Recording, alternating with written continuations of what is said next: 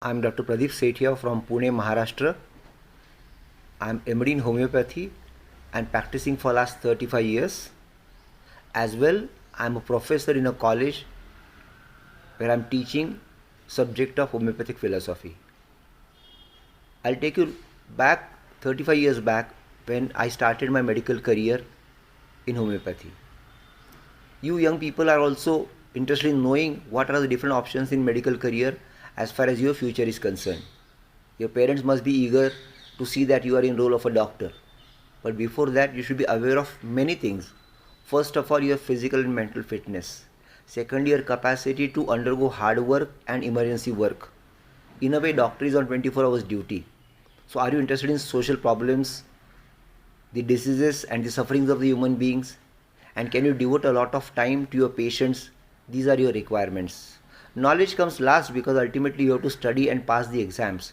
But before that, this life exam is very important. So on this background, today we will be sharing with you what are the scope and limitation of this medical field in general, and the specific courses like in India, the allopathic course, the homeopathic course, the Unani course and the Ayurvedic course. So all these details will be shared by my colleague Dr. Aditi to you. Once again, I wish you all good luck for your future, and I wish to remind you that take this point seriously, that if you want to become a doctor, take a piece of a paper, write down your strength, your weaknesses, your expectations and your potentials. If you are clear about this, you have a royal road in this field where there is a lot of fame, ability to work, job satisfaction and also money follows. So I wish you all good luck for your future journey, and I hand over to my colleague Dr. Aditi about details for the different options in career in medical field from MBBS doctor to a nursing course. Dr. Aditi.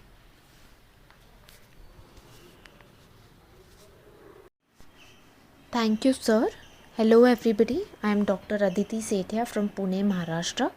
I'm practicing for more than 5 years, and I'm also an assistant professor in the college of Dhundu Mama Sathe, which is there in Pune. And I am an MD homeopath in the subject of homeopathic philosophy. शुरू करने से पहले हमें कुछ चीज़ें पता होनी चाहिए कि हमें इस फील्ड में क्यों आना है. अगर ये पता है तो फिर यहाँ पर काम करने में आसानी होगी. तो हमें हमारा एम जो है वो अच्छी तरह से पता होना चाहिए, that why I am entering in this field. हमें उसकी दिशा भी होनी चाहिए कि इस फील्ड में आकर मैं आगे किस दिशा में काम करने वाली हूँ या करने वाला हूँ. अगर हम काम कर रहे हैं इस फील्ड में या एक बार इस फील्ड में एंटर हो चुके हैं तो कितनी निष्ठा से या कितनी डेडिकेशन से हम इस फील्ड में काम कर रहे हैं. क्योंकि आगे जाकर जब आप डॉक्टर बनते हो, so you are dealing with lives of people. लोगों की ज़िंदगी आपके हाथ में होती है. तो उतनी सिंसियरिटी के साथ मैं ये काम कर पाऊँगी या कर पाऊँगा या नहीं, एक बार इस पे सोच देनी चाहिए या ये बात खुद से एक बार पूछ लेनी चाहिए. डेडलाइन इसलिए क्योंकि समय के पहले या समय से काम करने की अगर आपको आदत है तो आप इस फील्ड में फ़िट हो, क्योंकि यहाँ पर टाइम को बहुत ज़्यादा इम्पोर्टेंस दिया जाता है. जिस तरह डिसिप्लिन को यहाँ पर इम्पोर्टेंस दिया जाता है, which is also one more D in the addition. Similarly deadline is also very important. आप आपके जो एग्ज़ाम्स है उसकी प्रिपरेशन, उसका टाइम मैनेजमेंट कितनी अच्छी तरह से कर पाते हो, ये सारी चीज़ों का रिफ्लेक्शन आगे जाकर जब आप डॉक्टर बनने वाले हो तब दिखाई पड़ता है. अब मेडिसिन ये जो सब्जेक्ट है या ये जो करियर है, ये हमें क्यों चूज़ करना चाहिए? Why should we opt for the career of medicine? यहाँ पर एक अपॉर्चुनिटी होती है सेवा की या लोगों को मदद करने की. So it is a very noble profession as we all call it.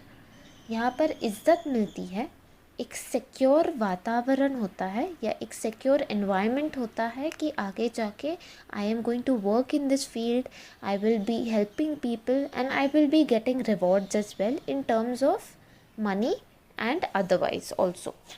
So secure future रहता है, एक्साइटमेंट होती है. It is not a 9 to 5 job as we see in other fields. यहाँ पर हर दिन एक नया चैलेंज होता है जो हमें हैंडल करना होता है। हर एक केस अलग होती है, इमरजेंसी सिचुएशंस रहती है जो हमें बहुत कुछ सिखाती है। सो it is all a very excitement environment अगर हम उस तरह से देखें तो। और इस फील्ड में सबसे ज़्यादा अगर आप देखें तो इस फील्ड में सबसे ज़्यादा फ्लेक्सिबिलिटी है करियर ऑप्शंस की। तो अगर जो मेडिसिन है अगर हम देखें तो उसमें बहुत सारे और भी ऑप्शंस हैं। हर कोई अगर डॉक्टर बनने की कैपेबिलिटी नहीं है, so there are other paramedical courses जो बहुत अच्छे फ्लरिश हो रहे हैं हमारे देश में। उसमें से कई जो कोर्सेज है उसके बारे में आगे मैं जानकारी देने वाली हूँ। अब हम एक एक्सरसाइज करने वाले हैं, या छोटी सी एक क्वेश्चनर है जो हम सॉल्व करने वाले हैं। कुछ प्रश्न हैं जो मैं आपको बताने वाली हूँ।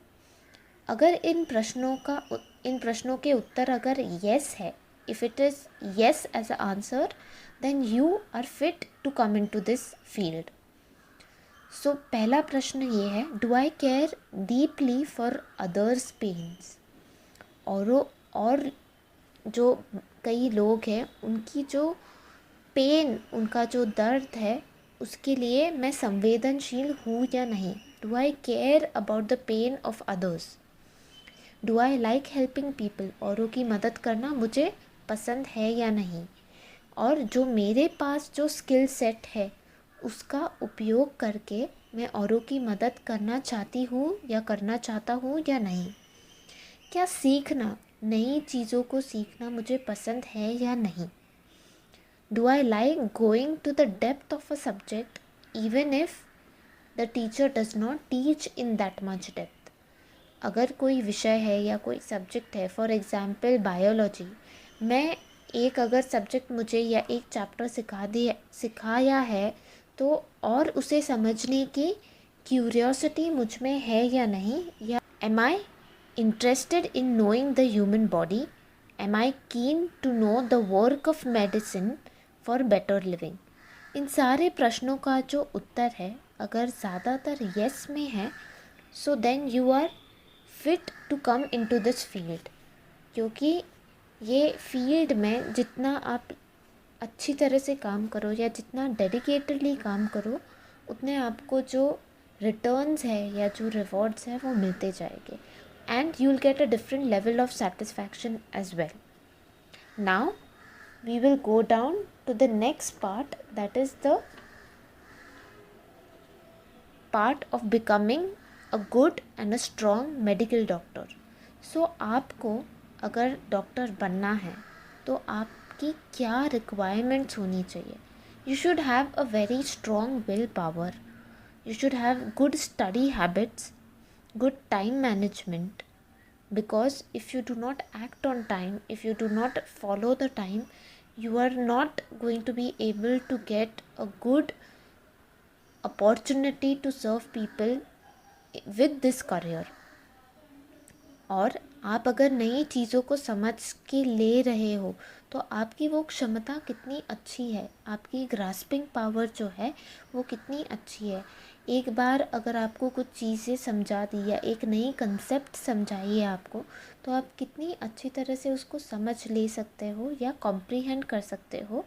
इसके बलबूते पर आपको डिसाइड करना है कि आपको इस फील्ड में आना है या नहीं।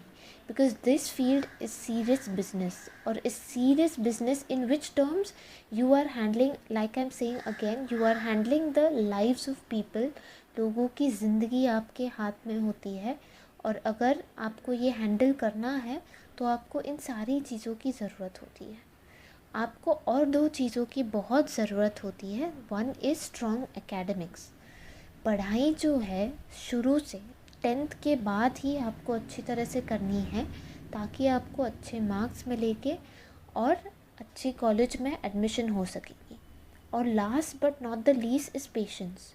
You need to have immense patience in understanding and applying what you are learning. आप जो सीख रहे हो और जो समझ रहे हो उसको आप डे टू डे लाइफ में कैसे यूज़ करते हो। ये जो अप्लाइड पार्ट है ऑफ मेडिसिन, इसको आपको बहुत अच्छी तरह से समझ के लेना चाहिए।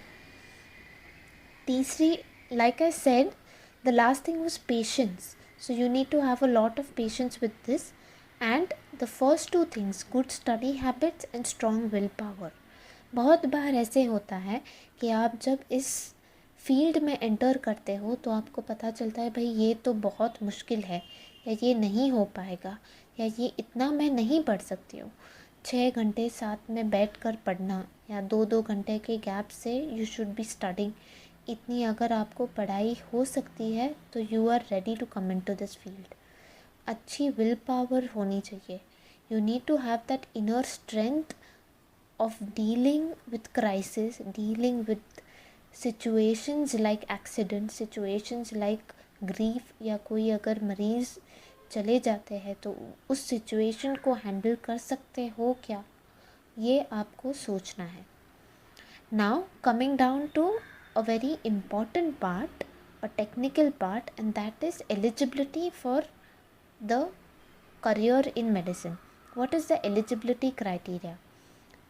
आपको 10th की एग्ज़ाम्स पास करने के बाद 2 साल साइंस इस फील्ड में, आपको 11th और 12th साइंस इस फील्ड में वर्क करना है या काम करना है। You should be choosing science as your field after 10th, and after that you have to give a national entrance cum eligibility test, that is NEET test, NEET test, which is a all India test for all those who wish to enter into the medical field.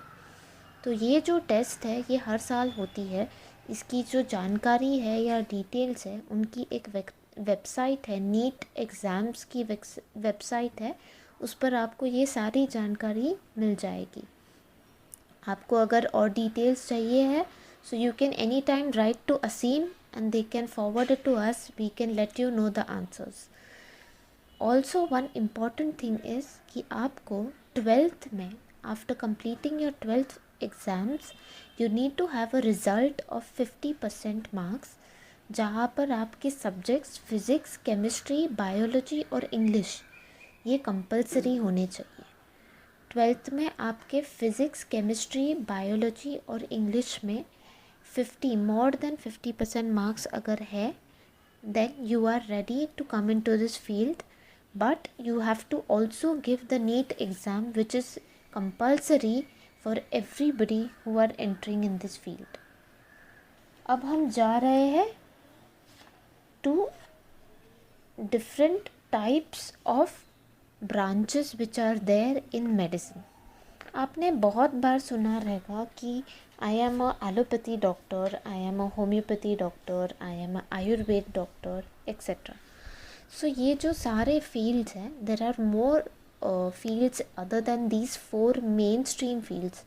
Main stream मतलब जो primary doctors होते हैं वो कौन से होते हैं? MBBS, that is allopathy, BHMS, that is homeopathy, then BAMS, that is Ayurveda doctor, and BUMS, that is Unani doctor.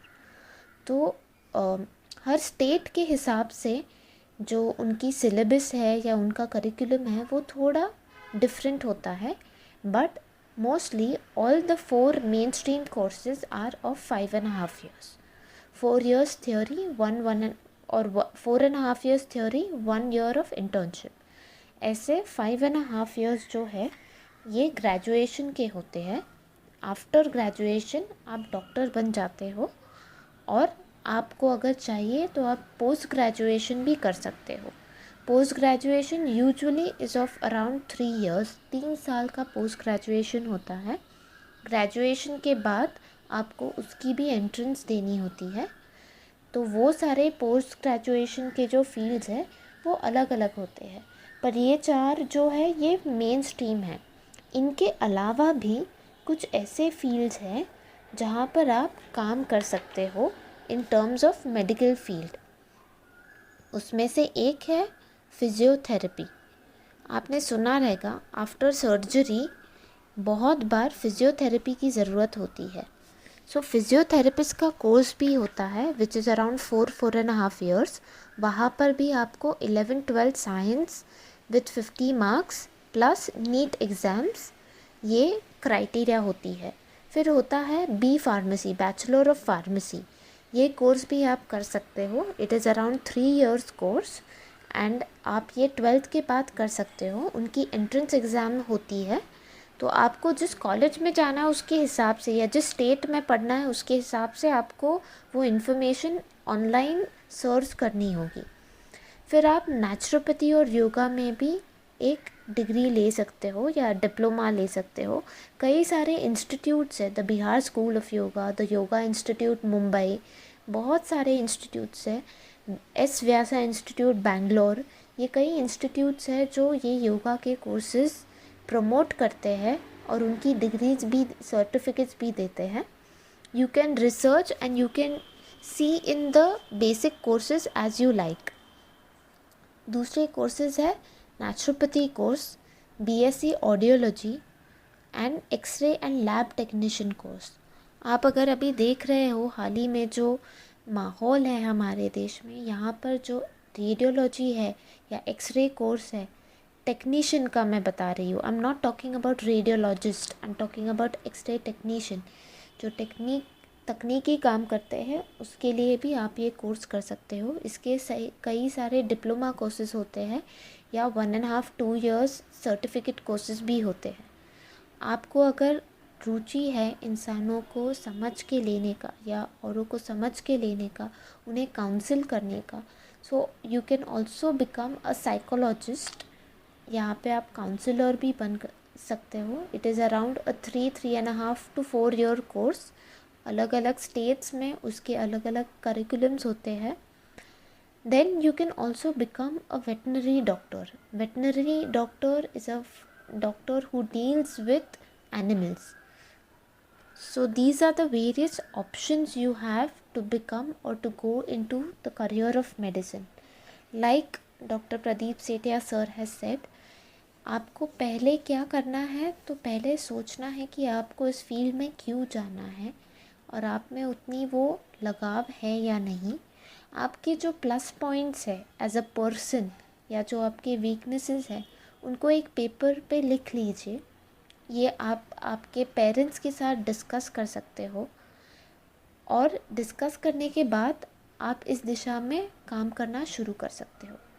साधारण जो फ़ीस होती है गवर्नमेंट कॉलेजेस की, मेडिकल कॉलेजेस की, वो अराउंड, अभी तो टैक्स और बाकी सब इंक्लूसिव जो रहती है वो अलग अलग फील्ड के अनुसार थोड़ी वेरी होती है, बट अबाउ 50,000 तो मैं डेफिनेटली बोल सकती हूँ कि फ़ीस होती है। तो आपको इस हिसाब से भी तैयारी करनी है, because you can not just enter a field without preparation, specially medical. So I hope आपको ये सारी जानकारी यूज़फुल है and I hope that you have been able to understand what are the scopes in being and what are the requirements for being or making a career into medicine. If you have any questions or if you have any doubts, you can always contact the various team members of ASEM and they can forward their doubts and queries to us. I wish you all a very bright future, and I would be very glad if you all decide or think upon it and then decide to be in this career or not.